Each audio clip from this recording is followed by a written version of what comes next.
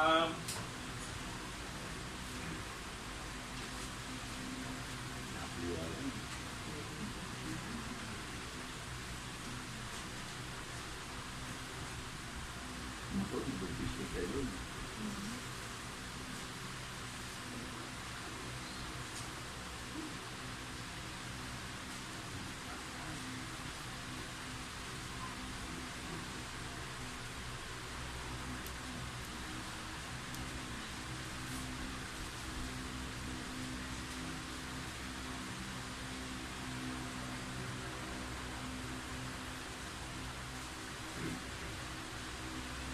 ito po yung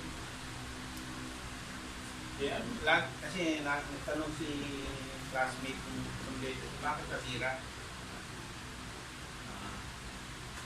Nung last time, pinaliwanag ko ni Pastor, ito yung Greek. Sa Greek. Ang ibig sabihin, back. Pero, yun nangyari, ibig sabihin, na kontra sa 1-1. Something hindi equal. Ito naman, si Brother Mike, sinabi niya, ito yung haya. Naging.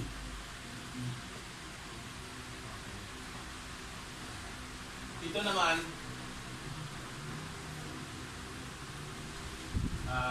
na-translate sa pauho. Sira ang ibig sabihin. Ito naman, boho. Empty. Ang paliwanag namin maganda rito, pumangit dito. Hindi dahil sa gusto namin palitan lahat ito. Kasi minsan nagsishare ako kay Brother Nelson 2 years ago, 3 years ago. Halos pinalitan mo na lahat Sabi ng gano'n. 10 years bago. Anong una palang ano pala? ilang anniversary ba natin? 7 years. Sabi na pinalitan lahat. Ang ano niyan, binigay lang namin na yung Hebrew niya. Yan yung Hebrew niya. Titingnan mo lang sa dictionary, ito yung Greek niya. Titingnan mo lang sa dictionary, ano ba ito? Ang sa dictionary, ito nakalagay. Ito naman, ito nakalagay. Ito sira, yun nakalagay. So, papakita ko yung yung mga word na ginamit. Yun nga, umpisa natin sa salitang in. Dahil ang word na in sa Genesis 1 to hindi masyado nabigyan ng din kung ano talaga meaning. Yan ang Greek word na de, na ang ibig sabihin but, pero, ngunit. Yung, marami tayo yan sa New Testament. Laging ganyan ang halos ang hinging. Kaya, confident ako sabihin, pero, hindi invento. Yung haya naman, naging ginamit at ang sumunod na passage was na Hebrew nga haya na translate madalas na became. Ang isang simple example nito si Lot, yung asawa ni Lot, no? Umalis sila ng Sodom and Gomorrah na lugar, nabilinan sila na huwag titingin pabalik o sa pinanggalingan nila. Pero siguro sa ganda nung hindi niya maiwan, lumingan yung asawa ni Lot, naging pillar of salt. Yun, naging dati tao siya, ngayon naging pillar of salt. Parang si dati si Rustom Padilla, naging si Bibi Gandang Hari. Hindi na siya, sabi niya nga Rustom is dead, parang ganyan. Para lang ma-highlight natin yung naging. Ayun, congresswoman. Naging si Palaihis. Hindi na siya dating asin, kundi tao siya dati. Pero naging asin yung sa pillar of salt. Ganyan ginamit yung haya. Another example ng haya, o haya. Pagkatapos ng Noah's flood, nagpahayag ang Panginoon na hindi na magiging bahang lilipo ng tubig. Haya din yon. Sabi, the waters, Genesis 9:15, hindi ko na babasahin buo, the waters shall no more become a flood. O sa Tagalog, hindi na magiging bahang lilipol. Kaya, kung para ma-satisfy yung ating curiosity, kaya na-review ito. At isa pang translation ng haya sa English ay yung expression na, and it came to pass. It came to pass. Ganun lagi ang, pag tinignan mo yung occurrence ng it came to pass sa Old Testament, marami-rami rin yun, siguro lang higit sanda. Kaya sa Genesis 4:3, sabi, and in the process of time, it came to pass that Cain brought of the fruit of the ground an offering unto the Lord. Sa Tagalog, nang lumakad na yung panahon, ibig sabihin nangyari na. So, nangyari na. So, walang duda na yung haya naging. Kaya natin sinasabing ang Genesis 1:2 ay yung earth naging sira at walang laman. Sa walang forma pa nga sa iba. So, yung without form naman, o yung Hebrew na to, na-translate na sira sa Isaiah 45:18. Sabi ito, sapagkat ganito ang sabi ng Panginoon na lumikha ng langit na siyang Diyos na nag-anyo sa lupa at gumawa ng kanyang itinatag at hindi niya nilikha na sira. Sa King James Version, He created it not in vain. So hindi niya niliklang sila. Nasira, naging sira.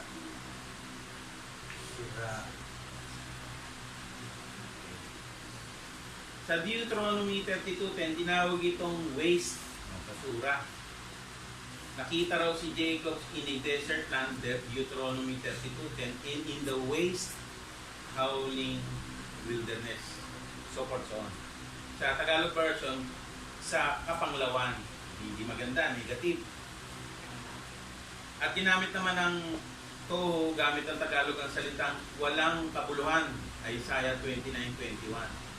Sabi dito, yaong nakapagkasala sa tao sa isang usapin at naglagay ng silok doon sa sumasaway sa pintuang bayan at nagliligaw sa ganap na tao sa pamamagitan ng walang kabuluhan. Yun yung toho. Iba-iba man ang English na ginamit at pati na sa Tagalog. Iba, isa sira, isa walang kabuluhan, isa kapanglawan. Nagkakaisa naman sila na ito ay negatibo meaning. Nagpapatunay na may hindi magandang nangyari sa mga panahon na ito. Okay. Punta naman tayo sa void. Genesis 1:2. Ang Hebrew word na bohu. Konti ka lang, baho na.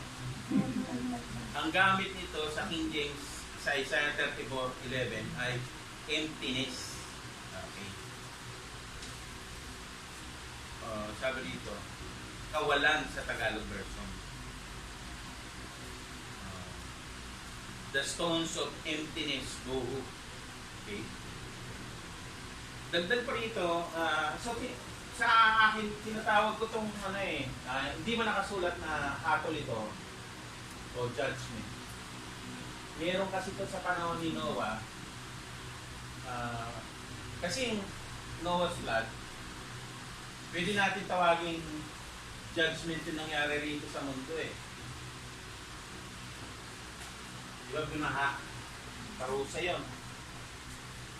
May sinabi kasi sa darkness was upon the face of the deep. So inumpisahan ito na sira, kaya nga may deep, tehom yun. Tehom. Ibig sabihin na. Dirt was without form and void, and darkness was upon the face of the deep, tehom. Dito, ang meaning ng deep, Hebrew tehom, may idea ng tubig ng kalaliman na naling hatol. Kung ang Noah's flood ay nagbaha ng tubig, ang ginamit sa hatol ng Diyos sa mga sumusuway sa Kanya, ganun din ang ginamit sa Genesis 1:2. Ito yung nasira and then may kalaliman. At tinawag ni Peter ito na 1 Peter 3:20 na ang mga disobedient daw sa panahon ni Noah ay nagkaroon ng long suffering ang Diyos. Matyagang nagantay ang Panginoon. Bago niya yun, binaha. 8 souls were saved. Because the long suffering of God waited in the days of Noah while the ark was preparing, wherein few, that is 8 souls were saved by water. 1 Peter 3:20. Hindi ko binasang buo yun. Kahit sa Hebrew Dictionary ka pumunta, meron tinatawag yung tehom na primeval ocean. Primeval, unang panahon na karagatan.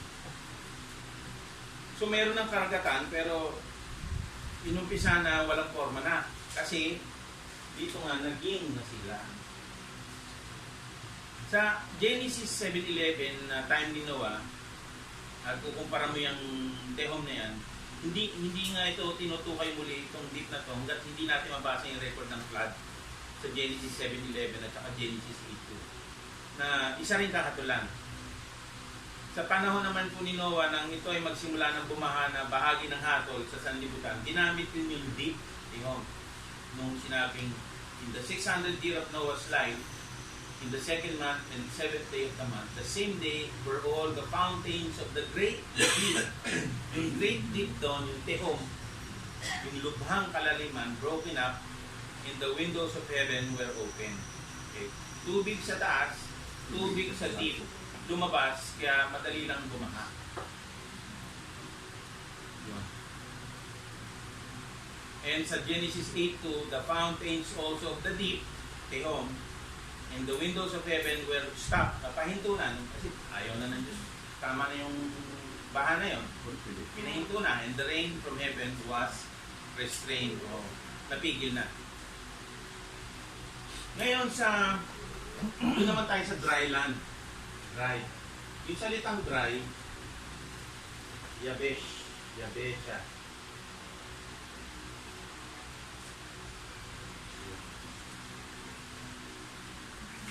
Sa Genesis 1:9-10, lumitaw, nakita sa 3rd day mula sa ilalim ng waters na bahagi ng pagpapanumbalik ng kagandahan ng earth. And God said that the waters under the heaven, 1:9 muna tayo. No? Genesis 1:9, and God said, let the waters under the heaven be gathered together unto one place, and let the dry land appear. Lumitaw na yung katuyuan, yung yabesha. Dito pa lang dapat na tayo magpuri kasi saka magpasalamat. Inuna muna ang pangangailangan ng tao. Siyempre, mahirap naman tayong walang last. Bago ginawa ang tao. So, may order talaga yung restoration. Dito nag-umpisa ang restoration. Yung 6 days. 1-3. 1-3 po. Yeah. Yan yung restoration. Dito nag-umpisa. Nung sinabi let the dry land appear. Makikita mo rito ang repetition sa Genesis 8:7 and 14, panahon na ni Noah. And he sent forth a raven, Noah nagpadala ng uwak, which went forth to and fro until the waters were dried up. Yabesh naman yun. Yabesh. Hindi na Yabesha, pero konti na lang Yabesha. And in the 2nd month, or the 7th and 20th day of the month, was the earth dried. Genesis 8:14. Natuyo. So, hatol to, sabi ko, hatol yung dito, kay Noah, ganun din, hatol din. So, may parallel, intentional, sinadya talaga ng scripture na mga tayo dito sa mga gawa ng Diyos. Konting paalala. Nagra-right division tayo, pero all scripture is for our learning. Atin yung 7 Ephesians dito, latest instruction for the people of today, beginning sa panahon ni Paul, after the rejection of Israel. Pero all scripture is for our learning. Not all scripture is about us. At yung parallel nung kay Adam at saka Noah, merong ilang bilang ng ilang bilang ng interesting na parallel na katangian sa pagitan ni Adam at saka ni Noah, na kung saan natatagang relasyon na talagang intentional. I mean, talagang sinadya ng banal na may nilita na magkaroon ng parallel. Halimbawa, parehong si Adan at Noah inutusan na be fruitful and multiply and replenish earth. Genesis 1:28 kay Adam, Genesis 9:1 kay Noah. At marami pang parallel na pwede natin bigyang aral, pero palagay ko sapat na muna nito sa akin. Ngayon, punta naman tayo, ba't sinira? Bakit nasira?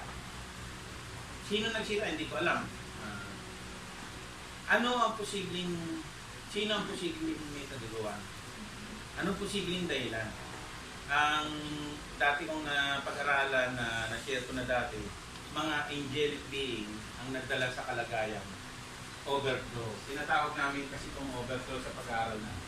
Nasira siya, pero tinawag ni Paul sa Ephesians 1:4 na overthrow, katabole.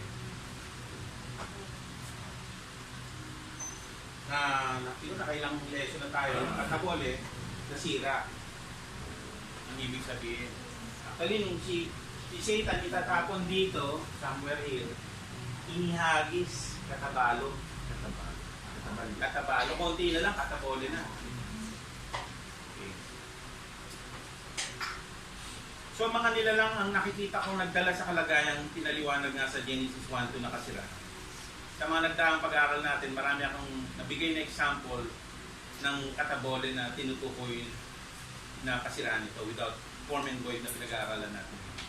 Ngayon naman, ang pupuntahan natin, bakit nga ito nasira? Sa 2 Peter 3:6, may sinasabing the world that then was. Ang sanglibutan na noon ay napahamak daw na gunaw.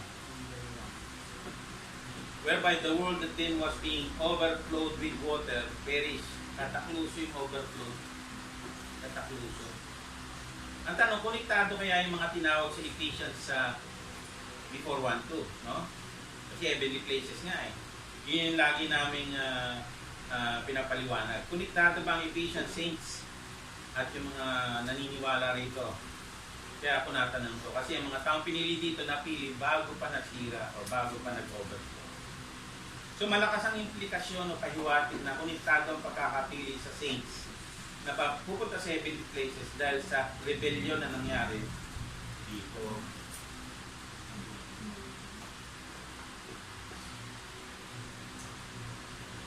Ito kayang 1:1 na nung una pa maganda at maayos. Hindi kaya ang mga principalities and power dito nag-umpisang maghangad ng mataas pa sa kanilang kinalalagyan.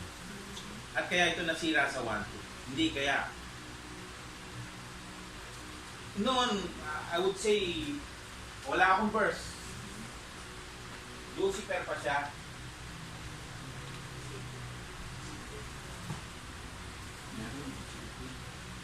Meron pa lang. Ako lang ang walang verse. Pero nasa Bible. Kalimutan ko eh. So, 28. Oh, 28. Lucifer. Pero pagka lumalaban ka na sa Diyos, magra-right division ka rin, Satanas na pangalan mo. So, hindi siya pwedeng Satanas kung hindi pa siya lumalaban. Nung nag-umpisa na siya at tinawag na siya ng Diyos na Satanas, parang yun na. Hindi siya all the time Satanas pwedeng tawagin siguro. May timeline lahat. Dito, hindi mo tatawagin si Kristo na Messiah dito kasi hindi pa lumalabas yung dahan-dahan ina-unfold yung pangalan niya. Okay. Pero ang talagang topic natin, bakit nasira?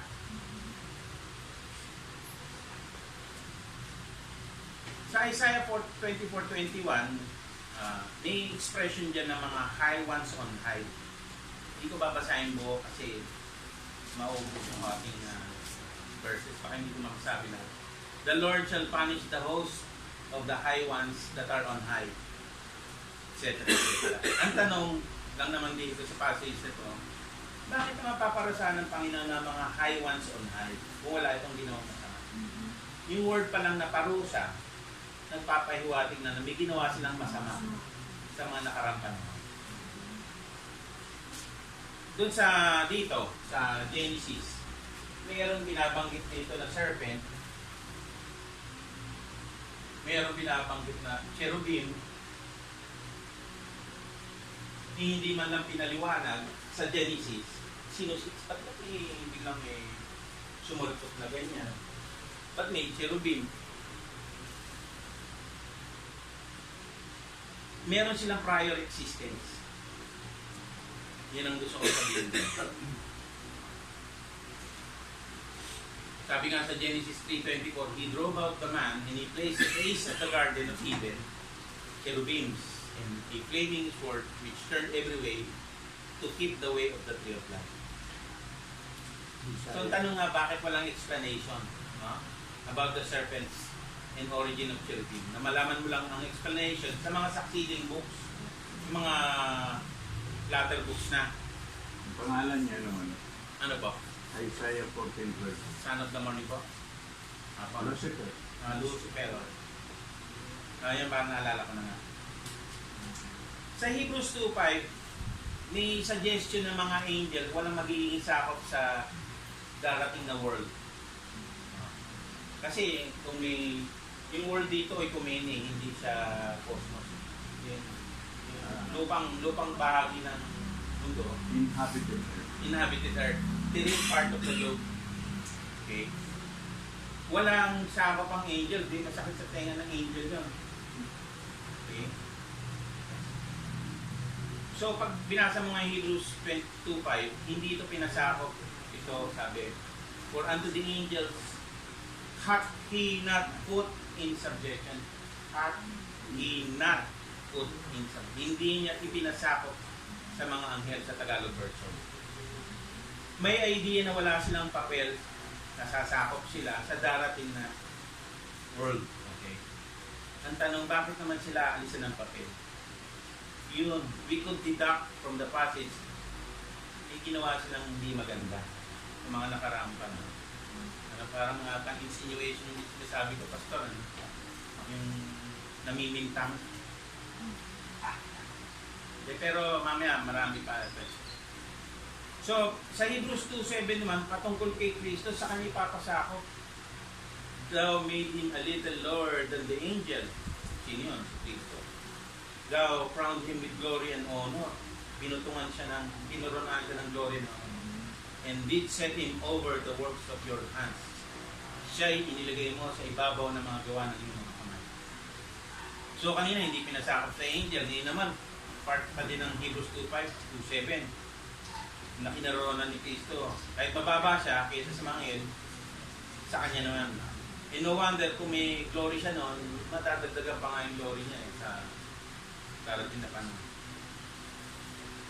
So, Hebrews 2:5, hindi pinasakop sa angel ang world to come. Ayon sa Genesis, ay si Adam at ang kanyang lipi ang na-appoint sa kanilang pwesto at kapalit. At hindi sila, nabigo si Adam kasi nabola siya. Kaya mayroon tayong second Adam. Bakit? Baka lang, no? Hindi nagustuhan ng appointment ng mga angels yung magkaroon ng dominion si Adam over the fish of the sea, over the fowls of the air, so forth.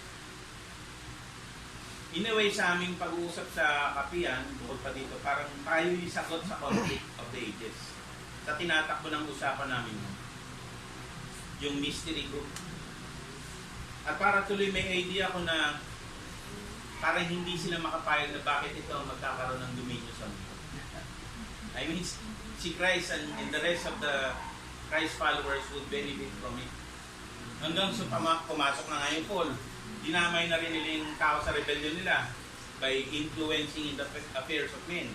Dagdag pa nito sa mga lumipas na panahon, nagkaroon na ng giants in the earth in those days.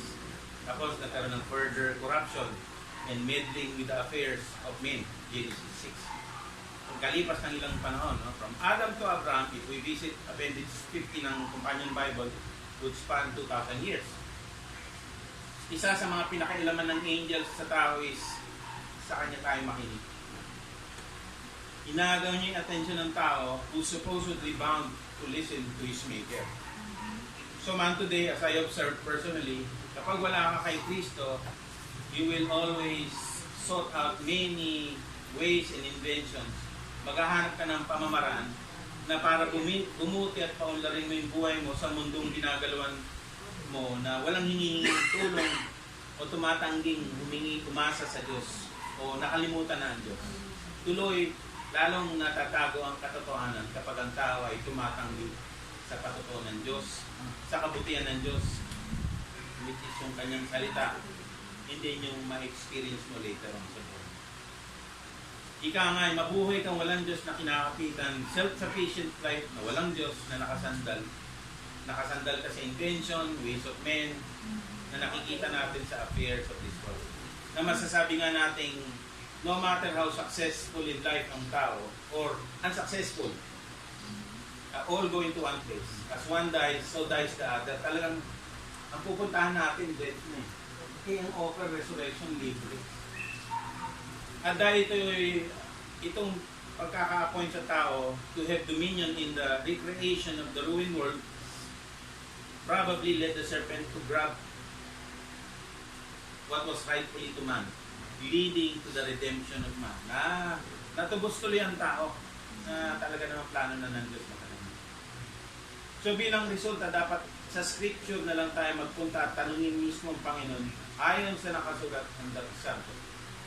Klaro naman sa scripture that there was a fall among the angels, and we have a passage to back it up. Sa 2 Peter 2:4, meron ditong expression na, for if God spared not the angels that sinned, but cast them down to hell and delivered them into chains of darkness to be reserved to judgment. Hindi nagpatawad sa mga anghel ang Diyos sa Tagalog version. So bakit naman ang anghel dadalhin sa hukuman kung wala itong kasalanan na sinasabi na nga dito na reserved unto judgment? Marami akong notes about this passage which I wish to share. Isa na rito yung patunay na itong ang passage na ito ay nagpapatunay na nagkasala ang anghel. At ang tanong kailan? Possibly before the overthrow of the world. Kasi bakit naman sisiraan? Bakit naging sira? Okay. So, may naalala ko lagi, yung Bible natin, laging may pattern, parang structure. Diba? Maganda, papangit. Maganda, papangit. May hatol dito, may hatol dito. May parallel o structure na nangyari. And it is possible that there was a pattern before the overthrow of the world that is presented but not detailed kasi nga, kailan naman sila nagkasala?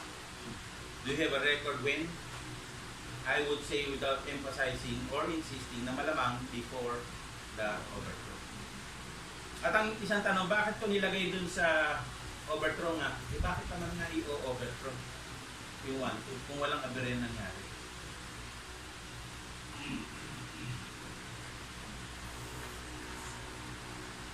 Sa Revelation 12:9, si Satan will finally be cast out.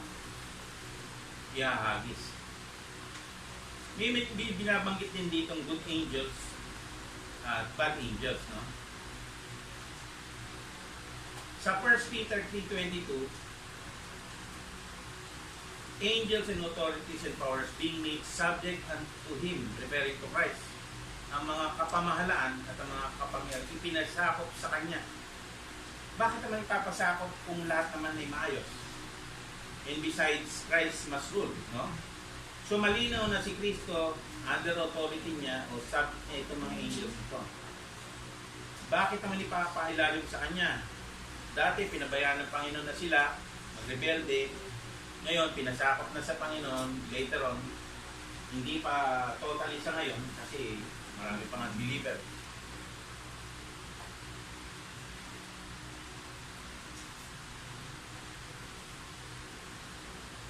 Tungkol naman sa, halimbawa, gusto tayong paghiwalayin ng angel. Sabi ng Romans 8:38,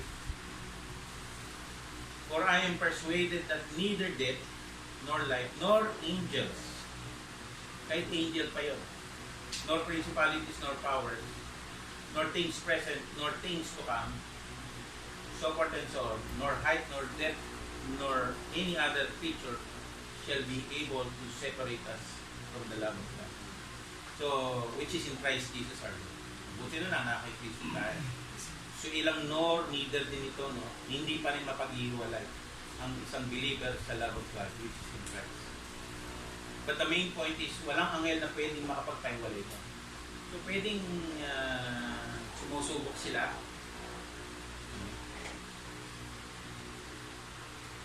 Another example ng angels that suggest they have done mischief, harm, or injury in the past is when the apostle informed the Colossians about spoiling o pagsamsam ng Panginoon sa mga principalities and powers. Yung sa Colossians 2:15. Having spoiled, meaning natalo niya.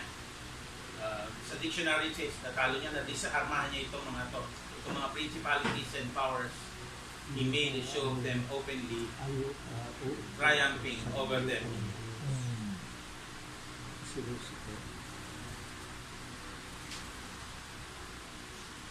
Tayong mga nasa mystery, ang kaaway natin hindi na physical. Sabi ng Ephesians 6:12, for we wrestle not against flesh and blood, but against principalities, against powers, against rulers of darkness of this world, against spiritual wickedness in high places. Hindi man nabanggit yung angels, pero itong mga principalities and powers, hindi ito physical na kalaban. We wrestle not against flesh and blood na.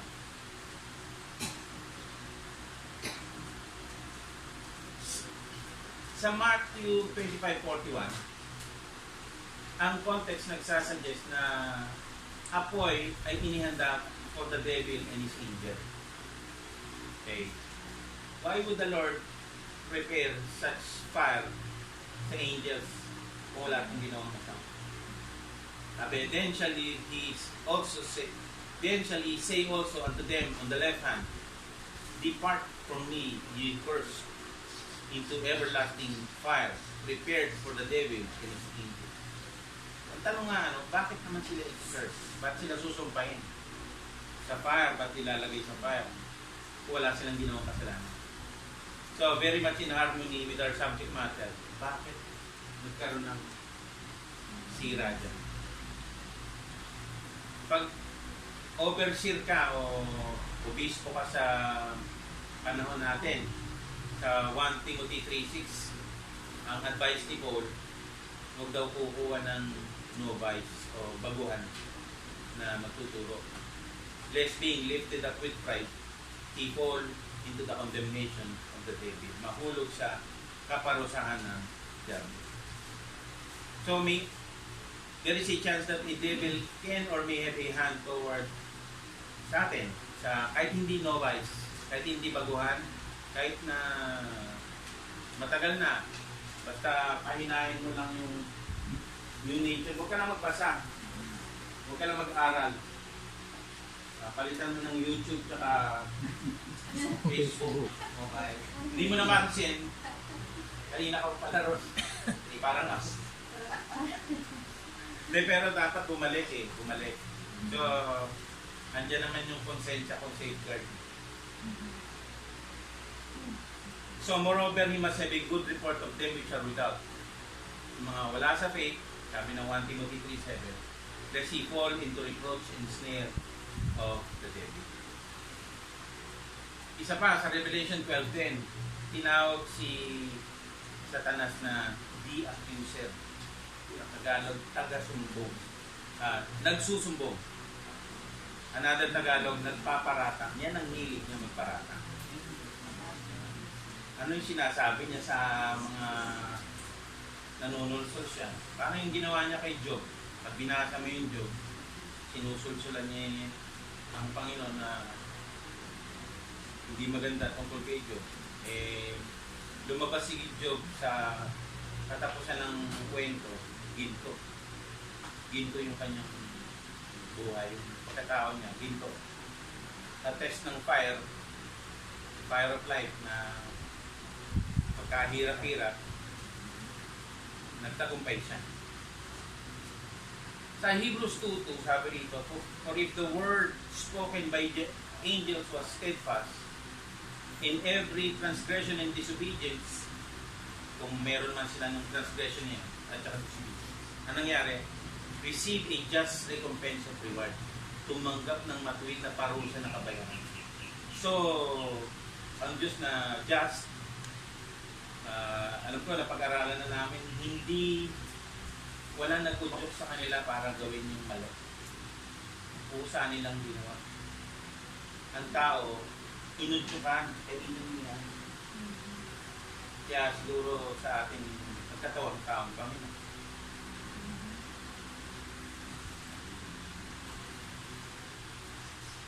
When we go to the Berean Expositor, ayon sa Berean Expositor, itong Epistle to the Hebrews looks back to a world which had been under the rule of the angels. And in keeping with the limitations of that epistle, this would include the ministry of the law of Sinai. For we read more than once that the law was ordained by angels. Acts 7:35. Pupunta na po tayo sa Ezekiel. Okay. Marami pa sana akong evidence ng angels na kamali. Pero dahil kulang na yung oras, ang i-discuss ko na lang yung tungkol sa Prince of Tyre at saka King of Tyre. Ang tinawag silang Finnish pattern. Finnish pattern. Ang Companion Bible, inilarawan itong expression na thou sealest up the sun. At sinabi sa margin nito na you are the finished pattern. Itong King of Tyre na to, siya yung modelo.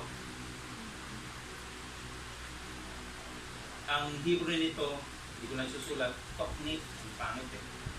Ang hari ng Tiro na ang katuparan o kaganapan o finished pattern, siya yung disenyo o modelo na masasabing modelo ni Satanas. In other words, si King of Tyre is the finished pattern ni anointed cherub. So, bago pa tayo dumako sa King of Tyre na finished pattern o modelo ni anointed cherub, alaman po ng Ezekiel chapter 28 tungkol sa Prince of Tyre at habang binabasa mo, papunta na sa King of Tyre. Hindi maiwasan na mato ng usapin sa pinagmodelohan nito. Yan na tawagin kong si Satanas nga. No? Dito ina-address na niya ang Prince of Tyre, si Ezekiel. At nahahati nga ito sa dalawang parte. 1 to 10, speaking of the Prince of Tyre. Who for all his boasting is after all, a man and no God. At ang mangyari sa kanya shall die the death of a man. Okay. 28 verse 1. Ezekiel. Ang salita ng Panginoon ay dumating uli sa akin na nagsasabi, anak ng tao, sabihin mo sa prinsipe sa Tiro, ganito ang sabi ng Diyos. Sapagkat ang iyong puso ay nagmataas, at iyong sinabi, ako'y Diyos. Ako'y nakaupo sa upuan ng Diyos, sa gitna ng mga dagat, gayon man ikaw ay tao at hindi Diyos. Bagamat iyong inilagak ang iyong puso na parang puso ng Diyos. Narito, ikaw ay lalong marunong kay Daniel, walang lihim na malilihim sa iyo. Sa pamamagitan ng iyong karunungan at ng iyong unawa, nagkaroon ka ng mga kayamanan. At nagkaroon ka ng ginto at pilak sa iyong mga ingatang yaman. Sa pamamagitan ng iyong dakilang karunungan at ng iyong pangangalakal, ay napalagaw mo ang iyong mga kayamanan. At ang iyong puso ay nagmataas dahil sa iyong kayamanan. Kaya't ganito ang sabi ng Panginoon Diyos, sapagkat iyong nilakad ang iyong puso na parang puso ng Diyos, kaya't narito ako'y magdadala ng mga tagaibang lupa sa iyo, na kakilakilabot sa mga bansa, at kanilang bubunutin ang kanilang mga tabak laban sa kagandahan ng iyong karunungan, at kanilang dudumihan ng iyong kaninginan. Yun ang mangyayari doon sa Prince of Tyre. Kanilang ibababa ka sa hukay, nakapatay ito. At ikaw ay mamamatay ng kamatayan nung nangapatay sa kalimitan ng mga dagat. At sabi sa verse 9 and 10, by the hand of strangers, he will be slain. Sabihin mo pa kaya sa harap niya na pumatay sa iyo, ako'y Diyos? So makikita po natin yung power na tinutukoy dito, may hangganan. Ngunit ikaw ay tao at hindi Diyos. Sa kamay niya na sumusugat sa iyo. Ikaw ay mamamatay ng pagkamatay ng mga hindi tuli. Sa pamamagitan ng kamay ng mga taga-ibang lupa, sapagkat ako ang nagsalita, sabi ng Panginoon. Ang verses 11 to 19, which speak of the king of Tyre, yung susunod na babasahin ko, whose end is described in the words, thou shall be a terror, and never shall thou be anymore.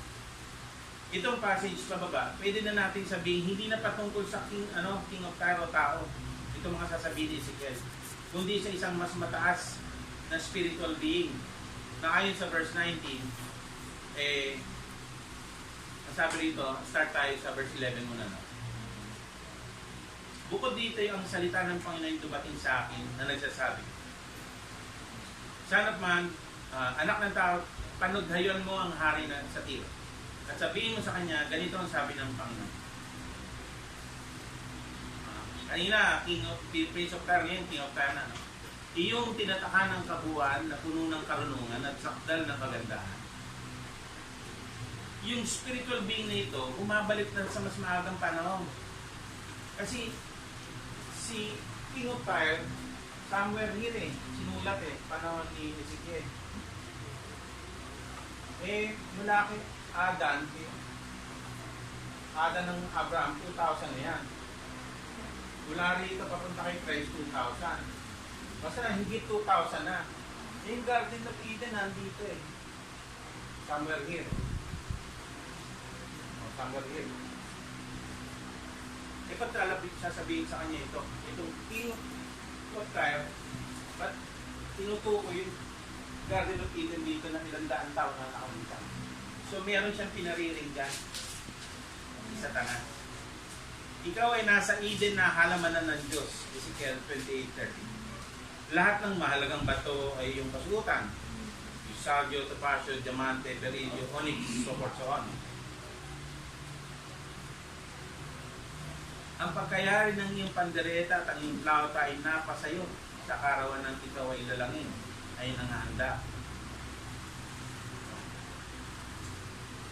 Imposible na nag-exist siya sa Garden of Eden kung King of Tyre lang ang pag-usapan. Because he was born recently in Garden of Eden, far away, and dates back to Adam. And it would be a good reason to think that Ezekiel is now pointing his thoughts to a higher being instead of the King of Tyre. And we are right because of the next verse is now referring to the anointed Jerusalem. Sabi, ikaw ang pinahirang kelubin na tumatakip at itinatag kita na dapat ikaw ay nasa ibabaw ng banal na bundok ng Diyos. Ikaw ay nagpanmanit-manawag sa gitna ng mga batong mahalaga. Ikaw ay sakdal sa iyong mga lakad mula sa araw na ikaw ay lalangin. Hanggang sa ang kalikuan ay matagpuan sa iyo. So kapareho din ng King of Tyre, si anointed cherub na spiritual being ay mahilig din sa kalakalan. By the multitude of merchandise ay kanilang pinuno ang gitna ng nila ng pandadahas at ikaw ay nagkasala, yun ang sabi dito sa 28:16. At inihalis kitang parang dumi mula sa bundok ng Diyos at ipinahamak kita. O tumatakip na kerubin mula sa gitna ng mga batong mahalaga. Ang iyong puso ay nagmataas dahil sa iyong kagandahan. Iyong ipinahamak ang iyong karunungan dahil sa iyong kaninginan. Aking inihagis ka sa lupa. Aking inilagay ka sa harap ng mga hari upang kanilang masdan ka. Pero ito ngayong katulan na ito na ay sinumahan ng payag na iniangat ang karakter ng hari ng Tiro out of the ordinary. Imbis na bilang isang tao na namatay ng kamatayan ng hindi tuloy sa kamay ng mga strangers, meron na tayo ngayon dito sa kakaibang pahayag. Kaya't ako'y naglabas ng apoy sa gitna mo, sinupok ka, si anointed cherub, at pinapaging abo ka sa ibabaw ng lupa sa paningin ng lahat ng nanonood. Silang lahat na nakakilala sa iyo sa gitna ng mga bayan ay mga titigilan dahil sa iyo. Ikaw ay naging kakilakilabot at ikaw ay hindi na mabubuhay pa. Okay? Sa ginawa ito ng hari ng Tiro, nahayag tuloy yung sariling likas na katangian, yung supernatural blasphemer na lumalapas tangan sa Diyos. na si Satanas. Nang tinanong siya ni Ezekiel sa chapter 28:9, sabihin mo pa kaya sa harap niya na pumapatay sa iyo, ako'y Diyos. Ngunit ikaw ay tao at hindi Diyos. Sa kamay niya na sumusunod sa iyo. Bakit naman papatay ng anointed cherub na ito someday kung wala siyang ginawang kasalanan? Way back pa before Adam. What I mean is, before Genesis 1-2 pa lang. Bagamat marami pang matatalakay tungkol sa paksang to, dahil kulang na rin tayo sa oras, 45 minutes, hanggang dito na lang, pansamantala, para magkaroon lang tayo ng idea bakit magkaroon na sira without warning. At yun ang nakikita kong nila. May angels na nandiyan na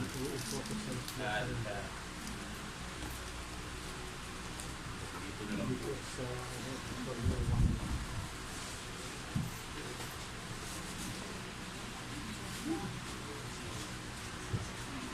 Genesis 1:1 lang. Hanggang 1:3. Ito natapos. 6 na buwan. 6 na buwan ba? Ganon katindi yung dapat natin pag-aralan. Para yung buong background kung bakit nagkaganon ay maintindihan natin lahat at kung bakit nagkaganyan. Mahabang kwento pero lahat yun nasa scripture eh. Wala na nga lang panahon si Manny at kung itutuloy niya naman magugutom na tayo, wala nang makikinig.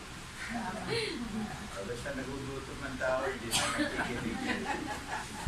So, pero maraming pagkaaral ng ginawa dyan para sa background kung bakit sinira ang mundo.